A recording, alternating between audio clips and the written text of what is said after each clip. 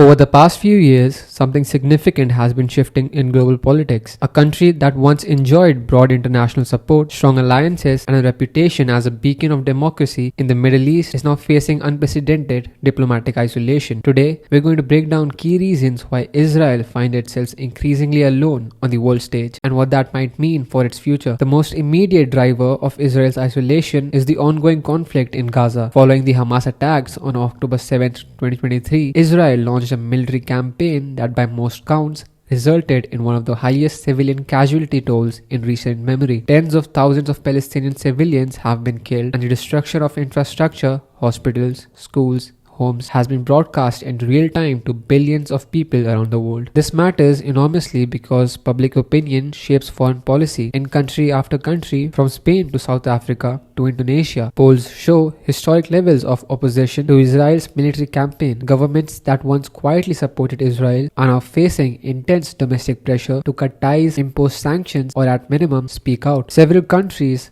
Ireland, Norway, Spain, Jamaica, and others formally recognized Palestinian statehood in 2024. That's not just symbolic, it's a sign, it's a signal that the global consensus is shifting. Israel's legal troubles on the world stage have been mounting.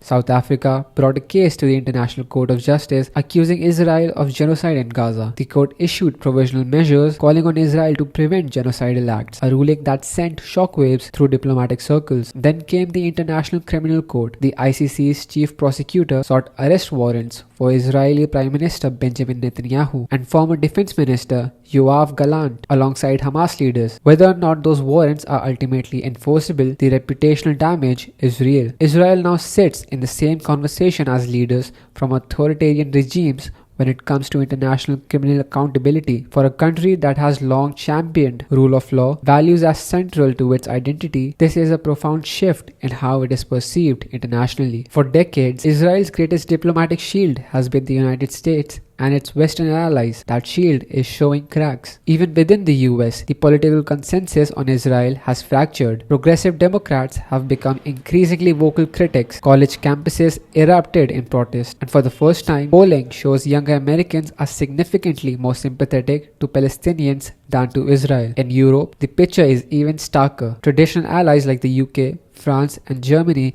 have issued increasingly sharp criticisms of Israel's conduct in Gaza and in the West Bank. The EU has threatened to review its association agreement with Israel. Several European nations recalled their ambassadors at various points or suspended arms sales. Even countries that had recently normalized relations with Israel under the Abraham Accords, like Bahrain, froze or downgraded diplomatic ties in the wake of the Gaza war. The Gaza war isn't the only story. The expansion of Israeli settlements in the occupied West Bank has long been a source of international condemnation, but the pace of settlement building has accelerated dramatically in recent years, even as peace talks have been dormant for over a decade. The United States itself sanctioned Israeli settlers for violence against Palestinians in the West Bank, a remarkable move that would have been nearly unthinkable a decade ago. The settlements are considered illegal under international law by virtually every country on earth, including historically close allies, and yet they continue. This sends a message to the international community that Israel is not interested in a two-state solution